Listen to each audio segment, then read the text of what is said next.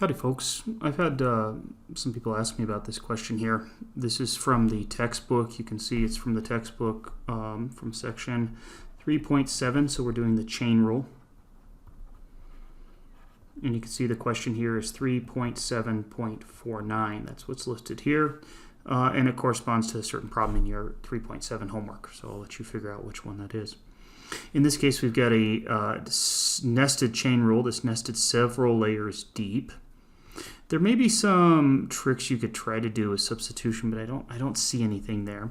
So I think what I'm going to do is have to just answer this directly, where we've got the outside function is a square root function. The inside function is 4 plus something squared, and then that would be a middle function, and then the innermost function would be a tangent of something. So I think rather than working this through on my own, I'm going to use the Help Me Solve This from my math lab. Folks, do take the time to read through these directions, and I'm sure some of you are, but I think they're very good directions. So it says, hey, go ahead and replace the complicated nested expression with the letter u, and then the chain rule says, hey, that we could just take the derivative of the outside function with respect to u times the derivative of the innermost function. So let's give that a shot here. By the way, folks, interrupting myself momentarily, one thing I should have said, and I think this goes to the heart of the question that was asked, is that when you see this tangent squared of x, that can often be misleading for students. I highly recommend that you rewrite this as the tangent of x quantity squared. So if we take our problem, we could rewrite it as, here will be the outside function we're taking the derivative of, the square root. We'll take the derivative of the square root of something first. And then our inner function will be 1 plus something squared. And then our innermost function will be the tangent of x. And so when we go to take these derivatives, we'll take the derivative of the outside function first, leaving that inside stuff alone. Then take the derivative of that inside expression, the squared expression, leaving the innermost part alone. And then last, we'll multiply that by the derivative of the innermost function. So that's what's going to happen here. So I did forget to mention while I was making this video that that's a critical observation to make as we're working through this. So we're told that we could first of all rewrite the equation y equals the square root of something as y equals that something raised to the 1/2 power. And if that were the case, then the inner function would look like this. It would look like 4 plus something squared. You see how we have that 4 plus something squared? And then that something squared would be our innermost function, h of x, which is the tangent. So folks, if you don't quite follow that, that's okay. We're going to work through it as we go. But the idea is that we're going to have an outside function, f of u equal to u to the 1/2, and then we're going to have an intermediate function which will be g of v, and that will be the function 4 plus v squared, and then we'll have an innermost function which will be our h of x, which will just be the tangent of x. And notice that we could write y as f of g of h of x. That's how it's nested. If I put h of x in for v here, and then if I put all of this in for u here, I would have our original function. Let's go ahead and give this a shot. So we hit continue on this. So the first thing we're just asked to do is say, hey, here we've got the function u to the 1/2. How would we take the derivative of that? So we'll just go ahead and use the power rule. So how do we do the power rule on u to the 1/2 with respect to u? It would just be 1/2, bringing down that exponent, minus 1/2. Dividing by that new exponent. So what we've just said is that if we were to take the derivative of u, we would have 1/2 u to the minus 1/2. Okay. So then let's hit check answer. Sure enough, we're good. So then it says, okay, now you could go ahead and replace all of that. F prime of u would be this expression here. So when we go to take the derivative, we're going to say that y prime is equal to f prime of u times, and then we'll have our g prime of v times our h prime of x. Those are the nested functions we'll get from the chain rule. And folks, this notation is a little bit different than how we've been doing it, but I think we can still follow through. So at this point, we're ready to say, hey, f prime of u would just be 1/2 u to the minus 1/2. Better give myself some more room there. 1/2 u to the minus 1/2 And that's putting that derivative inside there. But what we're going to have to put inside of here will be what we originally had as the innermost expression. And so in our case, that was 4 plus tangent squared of x. Okay. So that's what it's asked us to do so far. We've entered in that f prime of u. There it is right there.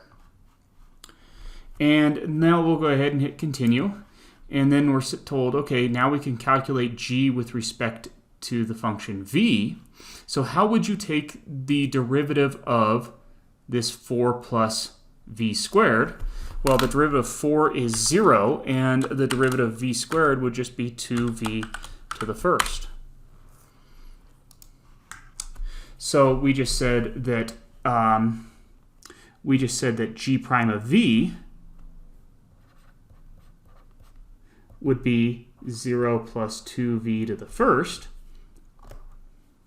So we're going to have, and I'll drop off that 0 here, folks, so let's just call that 2v. So we'll just multiply this by 2 times whatever v is, and v is the next innermost function. So the next innermost function inside of this was our tangent of x. So that's where we'll put the tangent of x. So that's what our g prime of v is, and that's what it asks us, or that's what it's going to say in this next problem. There, g prime of v was just 2v, and we replace the v with the tangent of x. Last, we're asked to compute the derivative of h prime of x. That's the only one that's, that's the only one with respect to x that we'll have. We have h prime of x is equal to, I better scoot over here a little bit, the derivative of the tangent is the secant squared of x. So we'll enter that in. The derivative of the tangent is the secant, there we go, secant squared of x. So that's that derivative of that inner function. So the last thing we'll do, we said we were going to multiply this by, we've got f prime of u times g prime of u times h prime of x, or f prime of u times g prime of v times h prime of x. So the last thing we're going to do is we're just going to multiply this by h prime of x, which is just our secant squared of x. So now we're just asked to put all of this together. So let's go ahead and do it. The derivative of the outside function was 1/2 times the inner expression 4 times the tangent squared of x, all to the minus 1/2. That's how we took the derivative of the outside function, leaving those inner pieces alone. Then by the chain rule, we multiply this by the derivative of the inside, the middle function, and remember we thought of that middle function as the function 4 plus something squared, and the derivative of 4 plus something squared was 0 plus 2 times that something, all to the first power. Now all we need to do is, instead of putting a v in there, we put our tangent in there. Not tangent squared, just tangent, excuse me. That's a mistake, tangent of x. So that was the derivative of the middle piece, was just 2 times that something. Oops, and folks, that's a mistake. That should now be to the first power. I don't know why I put a 1 there. There we go.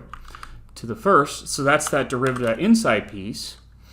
And then we multiply that by the derivative of the innermost piece, which was the derivative of the tangent, which is our secant squared of x. And we hit enter, and it says fantastic. Now in reality we would want to clean this up, so let me go ahead and clean this up. In reality we would want to write this as 1/2 square root of 4 plus tangent squared x times 2 tangent x times secant squared x.